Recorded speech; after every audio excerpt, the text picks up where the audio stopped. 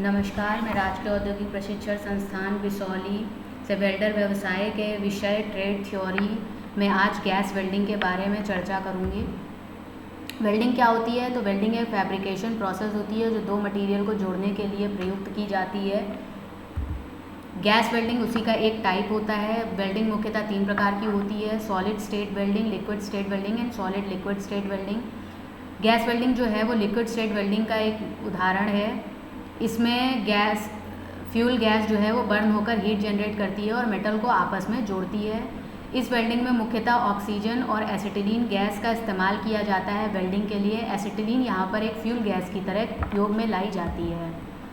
Definition of gas welding. Gas welding में क्या होता है, दो सरफेस जिनको हमें आपस में जोड़ना है, उनको जोड़ने के लिए हम क्या करते हैं, उनके बीच में हीट जनरेट की जाती है और ये हीट जो है वो हम ऑक्सी एसिटिलीन गैस के जलने से, उस ज्वाला से जो है प्रोड्यूस करते हैं और जिससे वो पार्ट जो है वो गल जाता है और मेटल जुड़ जाते हैं। इस प्रोसेस में फिलर मेटल का भी इस्तेमाल किया जाता है।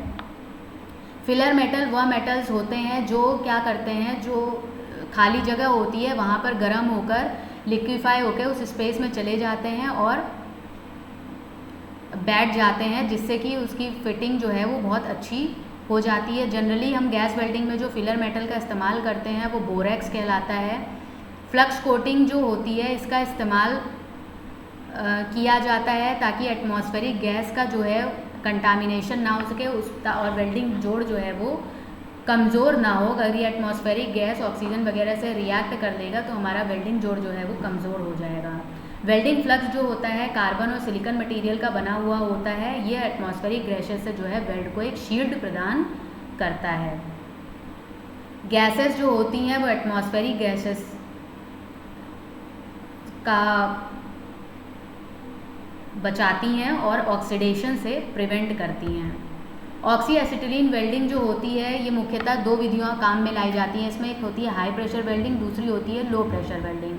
हाई प्रेशर वेल्डिंग में एसिटिलीन गैस जो होती है वो 15.5 किलोग्राम पर सेंटीमीटर स्क्वायर सिलेंडर में भरकर उपयोग की जाती है। इसमें सिलेंडर का प्रेशर जो होता है इससे अधिक नहीं होना चाहिए क्योंकि विस्फोट होने की संभावना बढ़ जाती है। इसके लिए क्या करते हैं, इसे एसीटोन में घोल कर रखा जाता है क्योंकि एसीटोन में सबसे ज़्यादा क्षमता होती है कि ये एसिटिलीन को अवशोषित कर सके। एसीटोन जो होता है प्रति वायुदाब के लिए अपने आयतन से 25 गुना एसिटिलीन गैस अवशोषित कर सकती है। इसलिए इस विधि का प्रयोग मास प्रोडक्शन के लिए किया जाता है। लो प्रेशर वेल्डिंग जो होती है इसमें एसिटिलीन को लो प्रेशर जनरेटर में तैयार किया जाता है और यह प्रेशर करीब 1 किलोग्राम पर सेंटीमीटर स्क्वायर के लगभग होता है। इसका प्रयोग जो है हम वेल्डिंग में करते हैं। इसमें हम लो प्रेशर जनरेटर का प्रयोग करते हैं जिसमें कैल्शियम कार्बाइड पे पानी डालकर एसिटिलीन गैस बनाई जाती है और फिर होल्डर या होल्डिंग टॉर्च या ब्लो पाइप को हम लोग एसिटिलीन गैस प्रोवाइड कर देते हैं। इसका प्रयोग मुख्यतः छोटे कामों के लिए किया जाता है। ये प्रक्रिया कैसे होती है, तो ऑक्सी एसिटिलीन वेल्डिंग जो होती है वो 2 चरणों में होता है इसका कंबशन, प्राइमरी और सेकेंडरी। प्राइमरी चरण में क्या होता है, हम एसिटिलीन और ऑक्सीजन लेते हैं, जब इसको रिएक्ट कराते हैं, आपस में मिलाते हैं तो कार्बन मोनोऑक्साइड, हाइड्रोजन और हीट जनरेट होती है। द्वितीय चरण में क्या होता है, ये कार्बन मोनोऑक्साइड और हीट जो है एटमॉस्फेयर की 1.5 मोल ऑक्सीजन लेके हम कार्बन डाइऑक्साइड रिलीज़ करते हैं, वाटर वेपर्स कुछ रिलीज़ होते हैं और बहुत भारी मात्रा में हीट जनरेट होती है और इसी हीट का प्रयोग हम करते हैं वेल्डिंग करने के लिए। ठीक है, तो टोटल जो है गैस वेल्डिंग करने में हमें 2.5 मोल ऑक्सीजन की ज़रूरत पड़ती है, जिसमें से 1.5 मोल जो हम कहाँ से ले रहे हैं, एटमॉस्फेयर से ले रहे हैं और 1 मोल ये आपका कार्बन मोनोऑक्साइड से हमें मिल जाता है। फाइनल क्या होता है, हमें कार्बन डाइऑक्साइड, वाटर वेपर्स और हीट हमें मिल जाती है जिसका प्रयोग हम वेल्डिंग के लिए करते हैं। गैस वेल्डिंग के लिए कौन कौन से इक्विपमेंट्स का प्रयोग किया जाता है, तो मुख्यतः सिलेंडर्स का प्रयोग करते हैं। इसमें ऑक्सीजन सिलेंडर, एसिटिलीन सिलेंडर्स होते हैं। प्रेशर रेगुलेटर का प्रयोग किया जाता है। मुख्यतः 2 तरीके के प्रेशर रेगुलेटर्स होते हैं आपके, single stage, double stage. Torches होती हैं, कार्य के अनुसार अगर वेल्डिंग करनी है तो वेल्डिंग टॉर्च का प्रयोग किया जाता है, कटिंग करनी है तो कटिंग टॉर्च का प्रयोग किया जाता है। सेफ्टी वॉल्स का प्रयोग किया जाता है। होज पाइप्स लेते हैं सिलेंडर से ब्लो पाइप को कनेक्ट करने के लिए। गैस प्योरीफायर लगा देते हैं ताकि कोई अशुद्धि ना आए या ब्लॉकेज ना हो। गॉगल्स और ग्लव्स का इस्तेमाल किया जाता है। शूज़ ये डायग्राम में आपको सेटअप दिखाया हुआ है कि कैसे पूरा सेटअप तैयार करके जो है वेल्डर वेल्डिंग करने के लिए तैयार है। सिलेंडर जो है वो सीधी अवस्था में रखे गए हैं। इसने एप्रन पहना हुआ है, सेफ्टी गॉगल लगाया हुआ है, टॉर्च पहनी है, दस्ताने पहने हुए हैं और लेदर शूज़ पहने हैं। उसके बाद जो है वो वेल्डिंग कर रहा है। ऑक्सीजन सिलेंडर जो होता है लोहे की मोटी चादर का बना हुआ होता है। हाई प्रेशर एटमॉस्फेयर जो होता है 120 गुना से ज़्यादा प्रेशर पे जो है ऑक्सीजन रखी रहती है। लगभग 40 लीटर का सिलेंडर होता है जो कि 31 किलो के आसपास होती है। टोटल सिलेंडर का वजन जो होता है वो 80 किलोग्राम के आसपास होता है। सिलेंडर में एक फ्यूजिबल प्लग लगा रहता है जो अधिक प्रेशर होने पर सिलेंडर को विस्फोट से सुरक्षित करता है और ऑटोमेटिक जो है वो रिलीज़ करता रहता है प्रेशर को। सिलेंडर जो होते हैं एसिटिलीन की तुलना में बहुत अधिक पतले और लंबे होते हैं। जनरली काले रंग के सिलेंडर में गैस ऑक्सीजन सिलेंडर आता है। ये आपको अलग अलग क्षमता में मिल जाएंगे। 3400 लीटर, 5200, 6800 लीटर की क्षमता में पाए जाते हैं। इनका जो प्रेशर होता है वो 136 से 172 बार तक रहता है और आउटलेट पे प्रेशर रेगुलेटर लगाया जाता है ताकि हम प्रेशर को रेगुलेट कर सकें। दाएं हाथ की चूड़ियाँ कटी हुई होती हैं इस पर, जो कि अलॉय स्टील की बनी होती हैं। इसे सिलेंडर को ख़रीदने की आपको ज़रूरत नहीं पड़ती है। आप इसमें रीफ़िल फैसिलिटी आती है। आप इसको बार बार इस्तेमाल करने के बाद में रीफ़िल करा सकते हैं। एसिटिलीन सिलेंडर जो होते हैं ये छोटे और मोटे होते हैं, मरून कलर के आते हैं। इसके बॉल में बाएं हाथ की चूड़ियाँ कटी हुई होती हैं। सिलेंडर का प्रेशर जो होता है 15 किलोग्राम पर सेंटीमीटर स्क्वायर के प्रेशर होता है। एसिटिलीन गैस जो होती है बहुत ही अनस्टेबल होती है, इसलिए इसको एसीटोन में मिक्स करके रखना पड़ता है। सिलेंडर को हमेशा सीधा खड़ा रखना चाहिए। टॉर्च के अंदर किसी भी तरीके से एसीटोन नहीं जाए, इसका विशेष ध्यान रखना है। अगर ऐसा होता है तो विस्फोट की संभावना बढ़ जाती है। सिलेंडर में लगे हुए वॉल्व को एक स्पैनर से खोला जाता है। इसके तले में 2 फ्यूज बल्ब लगे होते हैं जो 104 डिग्री सेल्सियस पर मेल्ट हो जाते हैं। इससे ज़्यादा तापमान होने पर एसिटिलीन को वायुमंडल में रिलीज़ करते रहते हैं। एसिटिलीन जनरेटर 2 प्रकार के होते हैं, लो प्रेशर जनरेटर और हाई या मीडियम प्रेशर जनरेटर, जिनके बारे में अभी हमने पहले पढ़ा था। तो लो का प्रयोग किया जाता है नॉर्मल दुकानों वगैरह में हल्के काम करने में, और मीडियम और हाई प्रेशर जनरेटर का हम प्रयोग करते हैं जब हमें बहुत ज़्यादा कार्य करना होता है। जनरली फैक्ट्री वगैरह में इसका इस्तेमाल किया जाता है। ये पूरा डिस्प्ले है कैसे इससे फ्लेम निकलती है और वर्कपीस जो है वो जोड़ा जा रहा है वेल्डिंग टॉर्च से। प्रेशर रेगुलेटर जो होते हैं ऑक्सीजन और एसिटिलीन दोनों के लिए इस्तेमाल किए जाते हैं। दोनों सिलेंडर पे हम लगाए रहते हैं। सिंगल स्टेज प्रेशर रेगुलेटर जो होता है इसका इस्तेमाल प्रेशर को आउटलेट प्रेशर को रिड्यूस करने के लिए किया जाता है, जबकि डबल स्टेज प्रेशर रेगुलेटर का इस्तेमाल जो होता है वो 2 स्टेप में होता है। ये क्या करता है, सिलेंडर प्रेशर को कम भी करता है और डिलीवरी प्रेशर जो होता है ज़ीरो फ्लो कंडीशन और रेगुलेटर मैक्सिमम फ्लो कैपेसिटी के बीच में उसमें बैलेंस मेंटेन रखता है। प्रेशर रेगुलेटर जो होता है वो वेल्डिंग टॉर्च में सप्लाई करता है करीब 70 से 130 किलो न्यूटन पर मीटर स्क्वायर के हिसाब से। डिफरेंस क्या होता है हाई प्रेशर और लो प्रेशर वेल्डिंग में? तो हाई प्रेशर वेल्डिंग जो होता है बहुत ही सुरक्षित सेटअप होता है। आपका बड़े बड़े कारखानों में इसको तैयार किया जाता है। गैस सिलेंडर एक हाई प्रेशर पर भरी हुई रहती है, पूरा सेफ्टी का ध्यान रखा जाता है। जबकि लो प्रेशर वेल्डिंग बिल्कुल भी सुरक्षित नहीं होती है। आप जनरेटर से इसको जोड़ के रखते हैं, आप जनरेटर के जॉइंट से लीकेज की पूरी संभावना रहती है। एसिटिलीन गैस जो होती है ड्राई और प्योर होती है। ऑक्सीजन और एसिटिलीन गैस दोनों उच्च दाब पर होने के कारण आपस में अपने आप ही मिलते रहते हैं। जबकि gas generator low pressure generator में क्या होता है, ऊपर वाले भाग में ही 1 किलोग्राम सेंटीमीटर पर स्क्वायर के हिसाब से इकट्ठी होती रहती है। हाई प्रेशर की एफिशिएंसी बहुत अच्छी होती है, लो प्रेशर की एफिशिएंसी जो होती है वो बहुत कम होती है। हाई प्रेशर में वेल्डिंग टॉर्च का प्रयोग प्रेशर वेल्डिंग टॉर्च का प्रयोग किया जाता है। इसमें लो प्रेशर वाली वेल्डिंग टॉर्च का प्रयोग करते हैं। हाई प्रेशर की प्रारंभिक और कार्य करने की लागत बहुत अधिक होती है, लो प्रेशर में लागत बहुत कम होती है। सिलेंडर में यदि जब तक गैस रहती है तब तक आप काम कर सकते हैं। लो प्रेशर में ऐसा कुछ नहीं होता है। आपको जब तक काम करना है तब तक आप गैस बनाइए और लगातार इसलिए इस पर काम करना जो है वो संभव नहीं हो पाता है। टॉर्च जो होती हैं उसका प्रयोग किया जाता है वेल्डिंग करने के लिए। वहाँ से आपकी फ्लेम निकलती है तो उसको आप जो है वो उसके माध्यम से लाइटर के माध्यम से जलाते हैं और इस्तेमाल करते हैं। ये आपकी वेल्डिंग टॉर्च है, चित्र में दी हुई है। इसमें मिक्सिंग चैम्बर यहाँ पर दिया हुआ है, एक ऑक्सीजन के लिए वॉल्व गई हुई है, एक एसिटिलीन के लिए वॉल्व गई हुई है, और ये वेल्डिंग टिप है, इसमें से जो है आपकी फ्लेम निकलती है जिससे हम वेल्डिंग करते हैं। इसमें सिर्फ एक ही छेद होता है। कटिंग टॉर्च होती है, कटिंग टॉर्च में 3 पॉइंट होते हैं।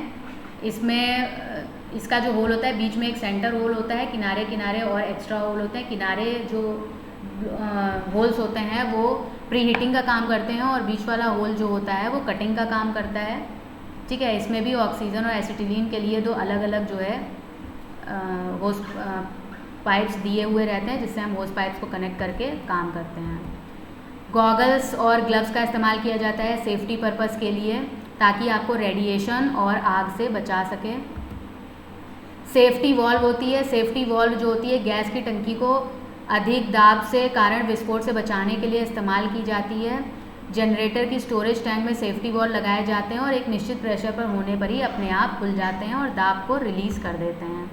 गैस प्योरीफायर लगा होता है। गैस प्योरीफायर क्या करता है, जैसे कि कोई भी अशुद्धि आ रही है उसका निराकरण करता है। एसिटिलीन गैस को कुछ मात्रा में फॉस्फोरेटेड हाइड्रोजन, कार्बन डाइऑक्साइड या अमोनिया आदि गैसें पाई जाती हैं। इसमें वाटर वेपर भी मिले हुए रहते हैं। तो इन अशुद्धियों के कारण क्या होता है, आप वेल्डिंग आसानी से नहीं कर सकते हैं। इसके लिए गैस प्योरीफायर को जनरेटर या वाटर सील के मध्य रख दिया जाता है।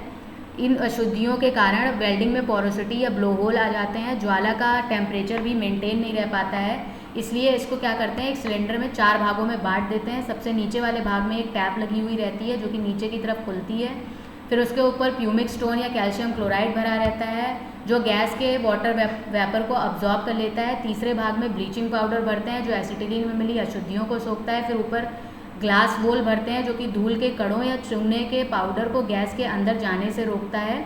और इस भाग से एक आउटलेट टैप लगी होती है, वहाँ से शुद्ध एसिटिलीन बाहर निकलती है, जिसका इस्तेमाल हम वेल्डिंग के लिए करते हैं। 3 तरीके की फ्लेम्स का इस्तेमाल किया जाता है, न्यूट्रल फ्लेम, ऑक्सीडाइजिंग फ्लेम और कार्बराइजिंग और रिड्यूसिंग फ्लेम। न्यूट्रल फ्लेम जो होती है कुछ इस तरीके से होती है देखने के लिए। इसमें जो ये अंदर वाला हिस्सा है ये इनर कोन होता है, ये बाहर वाला हिस्सा जो होता है ये आउटर कोन होता है। सबसे ज़्यादा टेम्परेचर होता है ये इनर कोन का करीब 3100 डिग्री सेल्सियस और बाहर वाले का होता है करीब 1275 डिग्री सेल्सियस।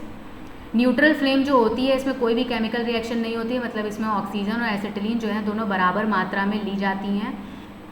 जो वाइट इनर कोन होता है वो वाइट होता है कलर में, आउटर कोन जो होता है वो ब्लू कलर का होता है। न्यूट्रल फ्लेम का इस्तेमाल जो होता है जनरली वेल्डिंग ऑपरेशंस के लिए किया जाता है या कटिंग ऑपरेशन में प्री हीटिंग के लिए भी हम न्यूट्रल फ्लेम का इस्तेमाल करते हैं। इस फ्लेम में इक्वल अमाउंट ऑफ ऑक्सीजन और गैस का इस्तेमाल किया जाता है। इसका उपयोग mild steel, stainless steel, cast iron, copper, aluminium आदि की वेल्डिंग करने के लिए करते हैं। इसका उपयोग इसलिए भी किया जाता है क्योंकि ये मेटल को ऑक्सीडाइज नहीं करता है। कार्बराइजिंग फ्लेम, ये डायग्राम में कार्बराइजिंग फ्लेम दिख रही है, रिड्यूसिंग फ्लेम भी बोलते हैं। ये आपका इनर कोन है जिसका टेम्परेचर करीब 2900 डिग्री सेल्सियस रहता है। फिर उसके बाद भी इसमें एक ये इंटरमीडिएट रेड कोन बनती है जिसको हम एसिटिलीन फैदर भी बोलते हैं। एसिटिलीन की मात्रा ज़्यादा होने की वजह से ये यहाँ पर बन जाता है। और फिर आउटर कोन होती है ये ब्लू कलर की। इसमें जो एसिटिलीन और ऑक्सीजन का रेशियो होता है वो 1:2 होता है, ऑक्सीजन 1 मात्रा में और एसिटिलीन जो होती है वो 2 मात्रा में लेते हैं। कार्बराइजिंग फ्लेम जो होते हैं उसमें 3 जोन होते हैं, आपका एक इनर कोन, इंटरमीडिएट जोन और आउटर जोन। तो इंटरमीडिएट जोन जो होता है वो रेड कलर का होता है। इनर कोन का टेम्परेचर 2900 से 3200 डिग्री होता है। एसिटिलीन फैदर का 2100 डिग्री सेल्सियस के लगभग होता है और बाहर वाली जो फ्लेम होती है उसका 1200 से 1300 डिग्री सेल्सियस होता है। कार्बराइजिंग फ्लेम का इस्तेमाल जो होता है मीडियम कार्बन स्टील और निकल आदि की वेल्डिंग करने के लिए किया जाता है। ऑक्सीडाइजिंग फ्लेम नाम पता चलता है कि ऑक्सीडाइजिंग फ्लेम में ऑक्सीजन की मात्रा बहुत ज़्यादा होती है, 2:1 के रेशियो में इसको लेते हैं। ऑक्सीडाइजिंग फ्लेम जो होती है इसके इनर कोन का जो साइज़ होता है वो बहुत ही कम होता है न्यूट्रल फ्लेम की तुलना में, और न्यूट्रल फ्लेम से लेकिन ये ज़्यादा हीट जनरेट करती है। इसकी इनर कोन का टेम्परेचर करीब 3300 से 3500 डिग्री सेल्सियस होता है और आउटर कोन का 1200 डिग्री सेल्सियस होता है। अगर आपको ज़्यादा हीट की ज़रूरत है, ज़्यादा टेम्परेचर पे काम करना है तो उसके लिए ऑक्सीडाइजिंग फ्लेम का इस्तेमाल किया जाता है। इसका उपयोग कॉपर अलॉयज़, ब्रास, ब्रॉन्ज इस टाइप के मटेरियल को वेल्ड करने के लिए किया जाता है। ऑक्सीडाइजिंग फ्लेम के इस्तेमाल आप zinc, copper, manganese, steel, cast iron के लिए कभी नहीं करते हैं। अगर कभी ऐसा किया जाता है, जैसे ऑक्सीडाइजिंग फ्लेम का इस्तेमाल आपने स्टील के लिए कर लिया, तो क्या होता है कि जो मॉल्टन मेटल होता है ना, उसके स्पार्क देता है प्रॉपरली, उस पर वर्क नहीं करता है। एक्सेस ऑक्सीजन होने की वजह से ये स्टील के ऊपर क्या होता है, चिपक जाता है और उसको जलाने लगता है। ये रियल पिक्चर दी गई है, न्यूट्रल फ्लेम की है, ऑक्सीडाइजिंग फ्लेम का है। और इसमें आप देख रहे हैं कार्बोनाइजिंग फ्लेम में एक अलग से जो है ये एसिटिलीन फ्लेदर जो है ये फॉर्म हो जाता है। कास्ट आयरन में हम लोग हमेशा राइटवर्ड टेक्निक का इस्तेमाल करते हैं, क्योंकि सीआई जो होता है वो रीहीट अगर होता है तो कार्बाइड फॉर्म कर लेता है, जो कि ब्रिटल होता है, और इससे क्या होती है, आपकी वेल्डिंग जो है वो क्रैक्स पड़ जाते हैं, उसमें कमज़ोर हो जाती है। इसलिए कास्ट आयरन पे कभी भी हम राइटवर्ड टेक्निक से वेल्डिंग नहीं करेंगे। दो तरीके से असल में हम लोग वेल्डिंग करते हैं, एक होती है आपकी लेफ्टवर्ड टेक्निक, एक होती है राइटवर्ड टेक्निक। तो लेफ्टवर्ड टेक्निक में आप देख रहे हैं इलेक्ट्रोड जो होता है वो लेफ्ट में रखा हुआ है और टॉर्च जो है आपकी वो राइट में रखी हुई है, फिलर रॉड, और ये करीब 60 से 70 डिग्री के एंगल पर होती है। और कुछ इस तरीके से इसमें मूवमेंट करते हैं, मतलब पहले टॉर्च जो है वो गर्म करेगी और फिर हम ऐसे आगे बढ़ते रहेंगे, फिलर मेटल गलता रहेगा और आगे की तरफ बढ़ते रहेंगे। राइटवर्ड टेक्निक में क्या होता है, राइट से लेफ़्ट की तरफ जाते हैं, लेफ्टवर्ड टेक्निक में लेफ़्ट से राइट की तरफ जाते हैं, तो ये गर्म होता रहेगा और इलेक्ट्रोड गल के लगता रहेगा। राइटवर्ड टेक्निक में क्या होता है, राइट से लेफ़्ट की तरफ जाते हैं तो फिलर मेटल पहले लगा रहता है और वो बाद में लगा हुआ रहता है। इसमें अंतर देखते हैं कैसे होता है, ठीक है। तो मूवमेंट जो होता है राइट से लेफ़्ट की तरफ होता है। इलेक्ट्रोड जो है वो टॉर्च से पहले रखा हुआ होता है, कुछ ये आपका इलेक्ट्रोड हो गया, टॉर्च हो गई, और ये आपका इलेक्ट्रोड फिलर मेटल हो गया, फिलर रॉड हो गया, और हम लोग इस राइट से लेफ़्ट की तरफ जाते हैं। जब राइट से लेफ़्ट की तरफ जाते हैं तो सरफेस जो होती है, क्योंकि फ्लेम इसमें से निकल रही है तो वो पहले हीट करती है और उसके बाद जो है वो वेल्ड होता रहता है। तो प्री हीटिंग होने की वजह से इसमें क्या होता है, थर्मल स्ट्रेसेस नहीं पड़ते हैं, रिड्यूस हो जाते हैं, कम हो जाते हैं, टेम्परेचर डिफरेंस कम होता है, जिससे कि क्रैक होने के चांसेस भी बहुत कम होते हैं। जबकि इधर बात करते हैं राइट टू लेफ़्ट जाने में, तो राइट टू लेफ़्ट जाने में क्या होता है, इलेक्ट्रोड एक ही पोजीशन पे रखेंगे, टॉर्च भी सेम पोजीशन पे रहेगी, बस मूवमेंट चेंज हो जाएगा। तो आपका इलेक्ट्रोड जो होता है वो टॉर्च के पीछे पीछे चल रहा होता है, जिसकी वजह से क्या होता है, सरफेस जो होती है ऑलरेडी वेल्डेड सरफेस जो है वो बार बार गर्म होती है आउटर फ्लेम की वजह से, जिससे इसमें स्ट्रेसेस जो होती हैं वो रिलीज होती रहती हैं, प्री हीटिंग नहीं होती है और क्रैक फॉर्मेशन की चांसेस भी बढ़ जाते हैं। गैस वेल्डिंग के एडवांटेजेस क्या क्या होते हैं, बहुत ही पोर्टेबल प्रोसेस है, आप आसानी से इसको इधर उधर लेके जा सकते हैं, टेम्परेचर कंट्रोल कर सकते हैं, फिलर मेटल डिपोजिशन रेट बहुत अच्छा होता है इसका, सिमिलर और डिसिमिलर मेटल दोनों तरीके की वेल्डिंग की जा सकती है, कॉस्ट बहुत कम होती है और मेंटेनेंस भी बहुत ही कम होता है। डिसएडवांटेजेस क्या होते हैं, आप मोटे सेक्शन की वेल्डिंग नहीं कर सकते हैं, हाई स्ट्रेंथ स्टील भी वेल्ड नहीं किया जा सकता है, हीटिंग रेट स्लो होता है compare to arc welding. Arc welding में टेम्परेचर बहुत ज़्यादा होता है, जबकि यहाँ पर 300-3500 डिग्री से ज़्यादा सेल्सियस से ज़्यादा टेम्परेचर नहीं होता है। कोई भी फ्लक्स शील्डिंग सिस्टम जो होता है इसका नहीं होता है। धन्यवाद, आशा है कि आपको ये समझ में आया होगा।